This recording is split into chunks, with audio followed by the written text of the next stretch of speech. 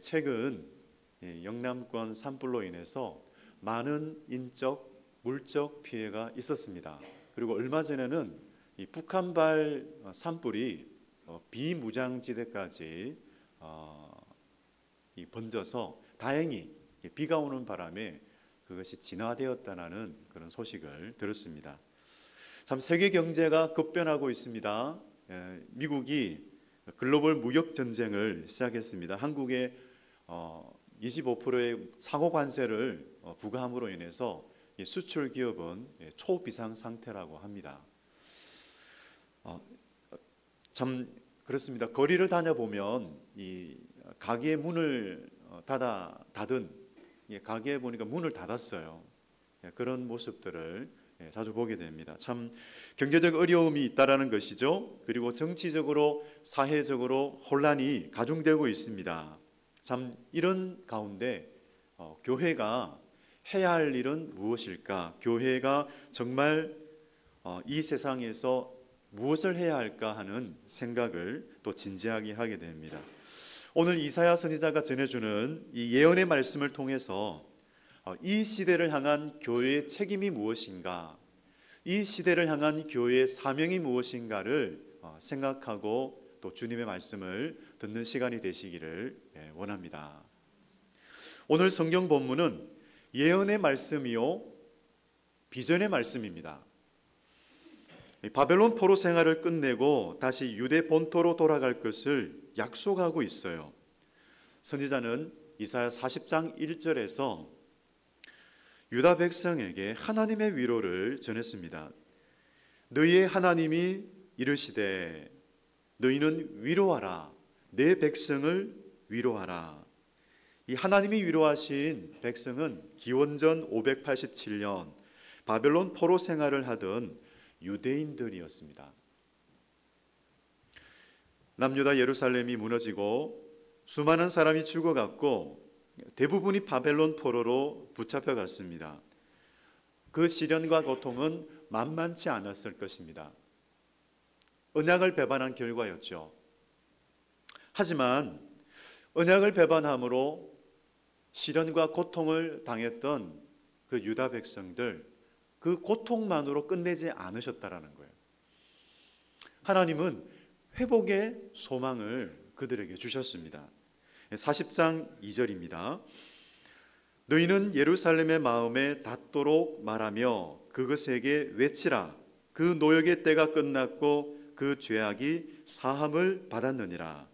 그의 모든 죄로 말미암아 여호와의 손에서 벌을 배나 받았느니라 할지니라 하시니라.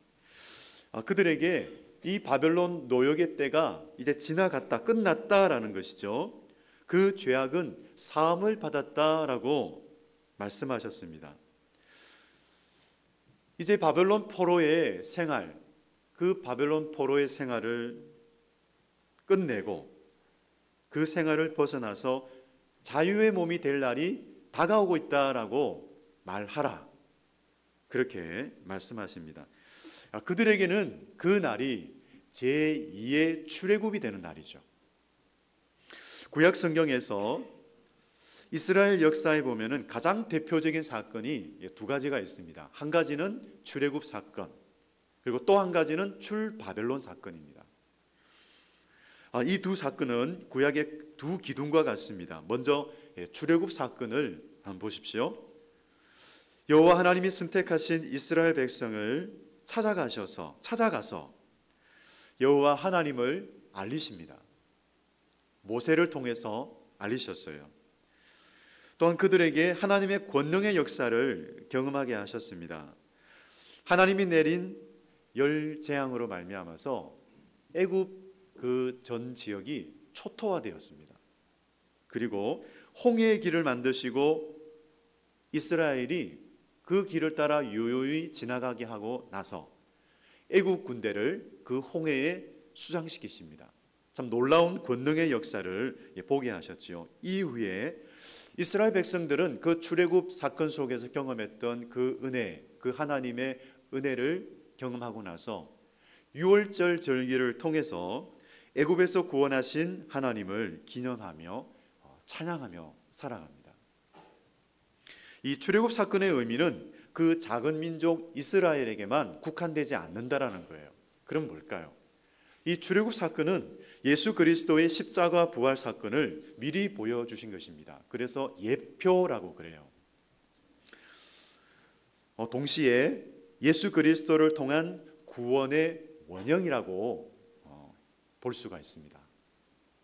오늘 성경에서 선지자는 그 출바벨론 사건, 이 출바벨론 사건이 출애굽 사건보다 더 클 것이다, 더 놀라울 것이다 라고 그렇게 예언하고 있어요. 이 바벨론에서 70년 동안 포로 생활을 하면서 아마 그들은 희망을 잃어버렸을 겁니다.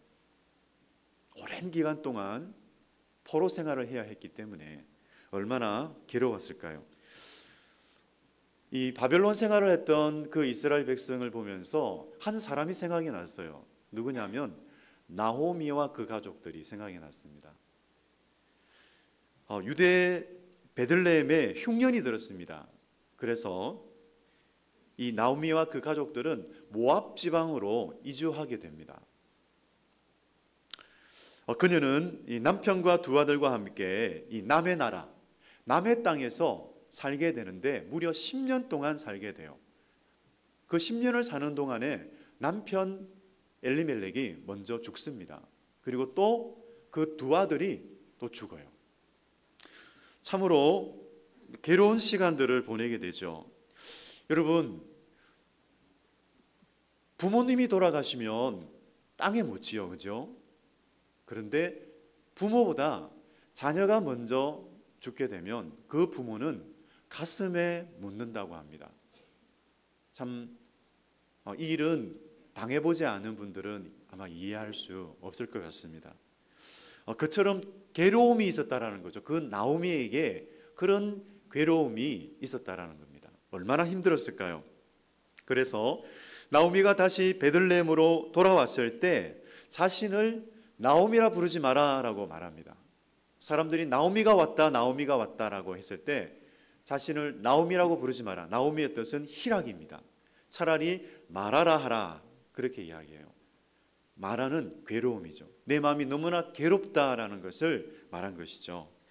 고통스럽고 괴롭다라는 것입니다. 이처럼 포로들도 그 오랫동안의 생활 속에서 참 어쩔 수 없이 보내야 했던 그 괴로운 세월들을 보내야 했습니다. 이 바벨론 포로 생활을 했던 사람들 중에 다니엘과 세 친구처럼 믿음의 용사도 있었어요. 그런데 만국의 비애를 경험했던 유다인들은 그 바벨론 땅에서 비방거리가 되었다라는 거예요. 얼마나 괴로웠을까요? 포로로 잡혀간 이스라엘 백성들에게 그 복잡한 심정에서 질문의 화살, 그 질문의 화살은 너무나 많았을 것입니다. 하나님을 향하여 그 질문의 화살을 끊임없이 아마 쏘았을 것입니다. 하나님은 왜 우리를 버리셨을까? 하나님은 왜 이렇게 하셨을까? 끊임없이 그 화살을 쏘았을 것입니다. 이 하나님의 회복의 시간이 올 때까지 그들은 하나님의 섭리를 이해하지 못했어요. 아마 그들처럼 우리도 마찬가지입니다. 하나님의 시간이 임할 때까지, 하나님의 때가 임할 때까지 우리는 하나님의 섭리를 이해하지 못할 수 있습니다. 하지만 우리는 믿습니다. 하나님께서는 역사를 다스리고 계십니다. 하나님은 성산교회를 다스리고 계십니다. 참 역사 안에서 일하고 계시는 하나님, 혹시나 캄캄한 밤을 보내고 계시는 분이 있으신가요? 캄캄한 인생의 밤을 보내고 계시는 분이 있으신가요? 지금 상황이 너무나 어둡게 느껴지는 분이 계신가요? 만약 그렇다면 기도의 줄을 붙잡고 가십시오. 기도의 줄을 붙잡고 가는 하나님의 백성들은 하나님께서 한 줄기 빛이 되어주시고, 하나님께서 능력이 되어주시고, 하나님께서 소망이 되어주실 것을 믿습니다. 여러분, 말씀과 기도의 줄을 꼭 붙잡고 가시기 바랍니다. 하나님은 어떤 일을 행하셨을까요? 참 그런 괴로운 시간들 속에서 하나님은 자기 백성을 만들고 계셨어요. 바벨론이라는 연장을 통해서 자기 백성을 다듬고 만들어가고 계셨다라는 것이죠. 고치고 계셨다라는 것이죠. 그래서 하나님의 때가 되자 도저히 일어날 수 없는 일을 말씀하십니다. 새로운 방법으로 출바벨론 시키겠다라는 거예요. 19절에서 18절 19절 말씀인데요. 우리 같이 한번 읽겠습니다. 시작. 너희는 이전 일을 기억하지 말며 옛날 일을 생각하지 말라. 보라, 내가 새 일을 행하리니 이제 나타낼 것이라. 너희가 그것을 알지 못하겠느냐? 반드시 내가 광야의 길을 사막에 강을 내리니. 아멘. 여기서 이전 일은 홍해가 갈라진 사건이에요. 하나님 말씀하십니다. 이전 일을 기억하지 말며 옛날 일을 생각하지 말라 말씀하세요. 그런 말 있죠. 젊은이는 꿈을 먹고 살지만 노인은 추억을 먹고 산다라고 해요.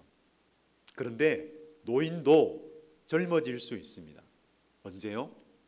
꿈을 꿀 때 젊어질 수 있습니다. 비전을 품고 살아갈 때는 젊어질 수 있는 것이죠. 그래서 하나님이 주시는 비전을 품으시기 바랍니다. 연세가 많으면 많을수록 추억을 생각하게 되는데, 하지만 기도하시는 분은 하나님이 주시는 비전을 품게 될 것을 믿습니다. 우리는 자꾸 과거의 영광스러운 사건에 머물러 있으려는 경향이 있어요. 그래서 나 때는 말이야 이랬어, 그렇게 자꾸 이야기하면 라떼 인생이 될 수밖에 없습니다.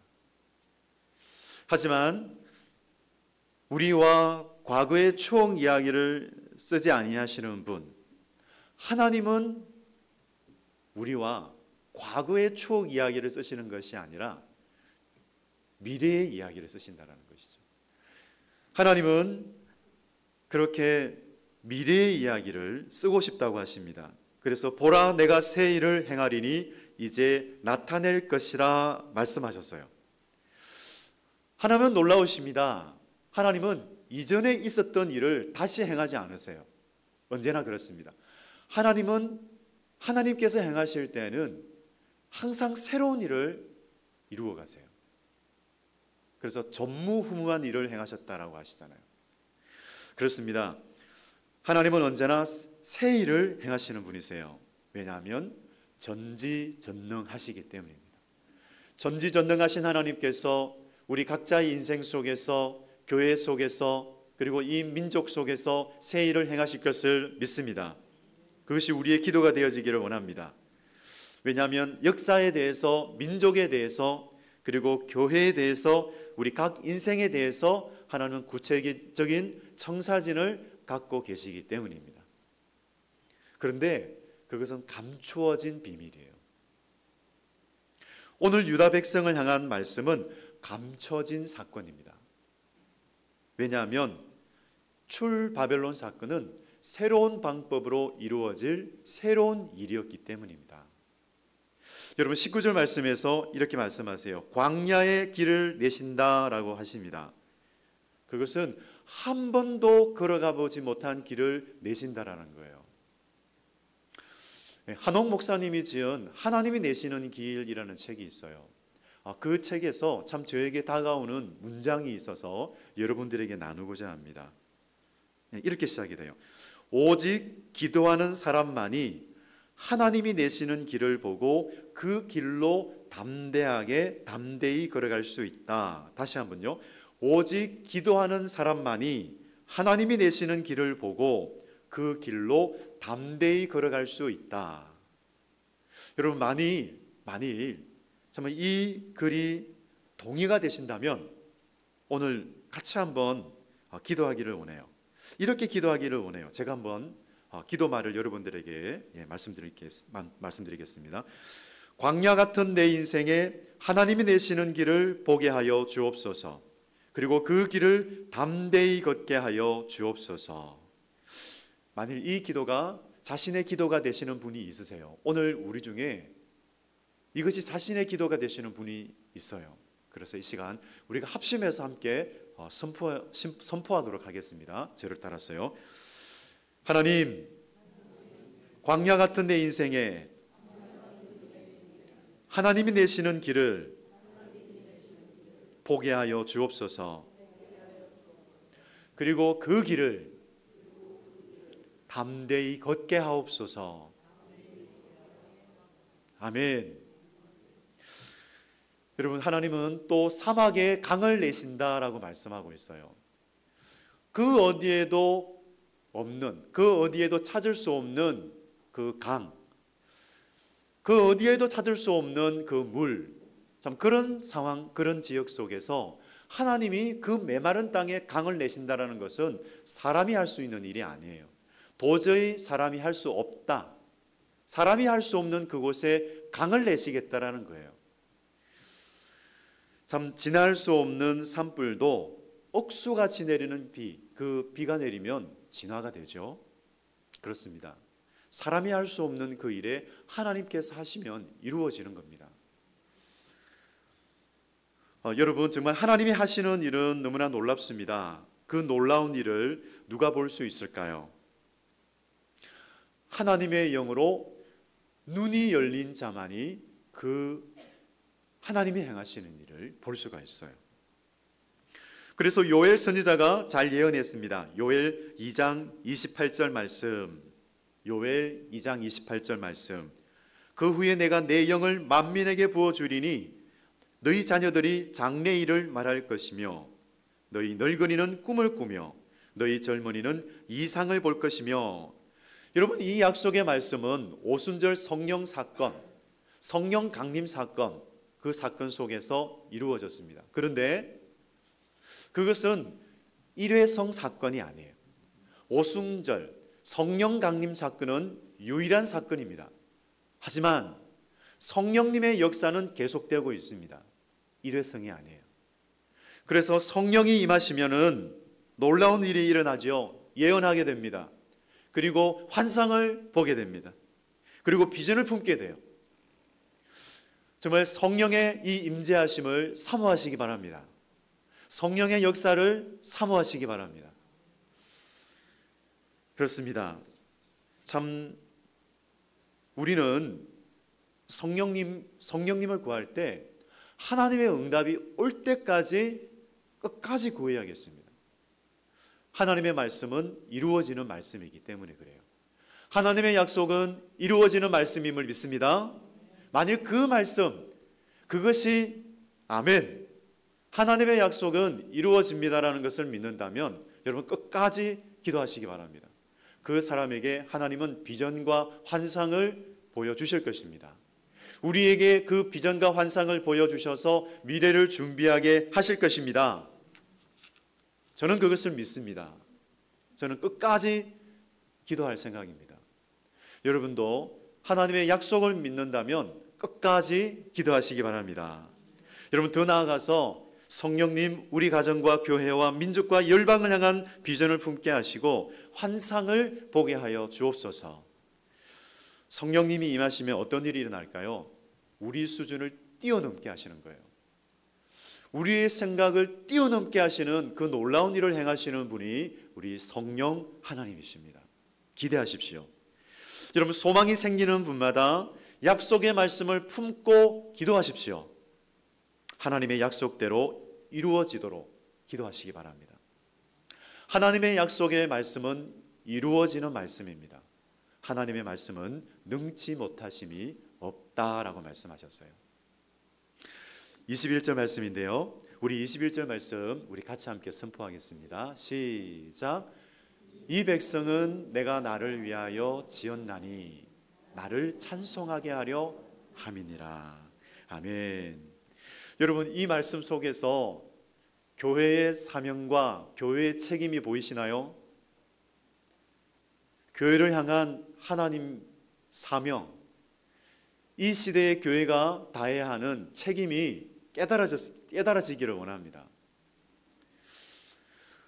우리는 모두 행복한 세상을 꿈꿔요. 그리고 행복한 대한민국을 꿈꾸고 살아갑니다. 누구나 그럴 것입니다. 정의가 바로 서는 세상, 그 세상이 오기를 기도하고 살아갑니다. 그런데 교회는 어디에서부터 출발해야 될까요? 그런 꿈을 가지고 기도하는 성도 여러분, 우리는 어디에서부터 출발해야 될까요? 그리고 우리는 무엇을 바라보면서 무엇을 해야 되겠습니까?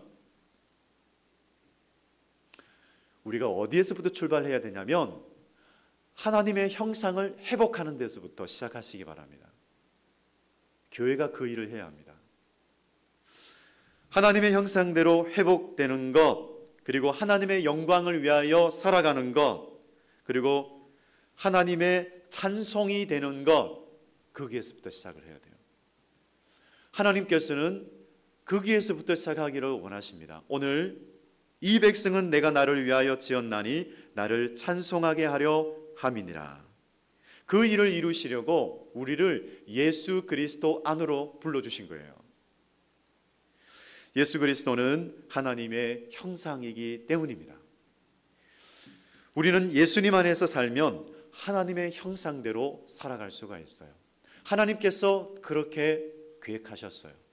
그 어디에서 우리가 하나님의 형상을 회복하겠습니까? 그 어디에도 없습니다. 하나님을 떠난 인간들은 삐뚤어져서 살아갑니다. 얼마나 삐뚤어져 있습니까? 여러분, 세상을 보면 알 수 있잖아요. 대중매체를 통해서 들려지는 많은 이야기들을 보면 우리는 알 수 있잖아요. 하나님을 떠난 인간들이 우울증에 걸리고 의처증과 의부증, 그리고 시기와 질투와 혈기와 미움에 사로잡혀서 살아가는 것을 우리는 봅니다.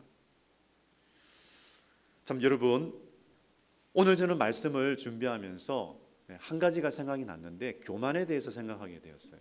교만이 뭘까? 교만은 자기가 있어야 될 자리를 벗어나서 말하고 행동하는 것입니다. 여러분, 그것이 교만인데요. 아담과 하와는 사탄의 유혹을 받아서 그 있어야 될 자리를 떠나버려요. 그래서 아담과 하와는 피조물의 자리에 있어야 했어요. 피조물의 자리에 있을 때 가장 행복하게 살 수가 있었어요. 그런데 그 피조물의 자리를 떠나버린 거예요. 유혹을 받아서 하나님처럼 될 수 있다라고 하는 그 뱀의 유혹을 받아서, 그 사탄의 유혹을 받아서 자기가 있어야 될 자리를 떠나버린 거예요. 그럼 어떻게 됐습니까? 타락해버렸잖아요. 그래서 그는 정말 하나님께서 주시는 행복을 잃어버렸습니다. 대리 통치자의 그 지위를, 그 신분을 잃어버리는 거예요. 잃어버렸어요.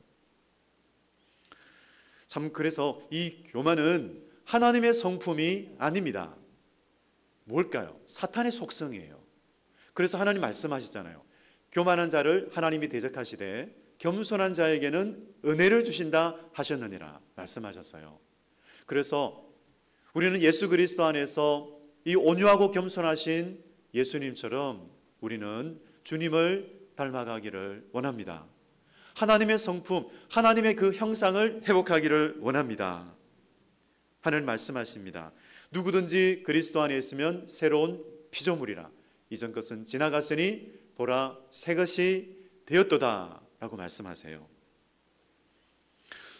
정말 이 고백이 자신의 고백이 된 분은 행복한 분이십니다. 단지 시험에 합격하고요, 승진이 되고요, 그리고 또 좋은 차를 사고요, 이 세상에서 좋다고 하는 것은 일시적인 거예요. 일시적으로 좋은 거예요. 하지만 그리스도 예수 안에서 우리에게 주시는 것은 영원한 행복임을 믿으시기 바랍니다. 언제나 그렇습니다. 예수 그리스도 안에서 우리에게 주시는 것은 영원한 행복입니다. 그래서 그 영원한 행복을 주시려고 십자가에서 죽으시고 부활하셨어요. 세상을 향한 교회의 사명이 무엇일까요? 오늘 21절 말씀을 통해서 우리에게 알려주고 계십니다. 교회는 하나님의 형상을 회복하는 모임입니다.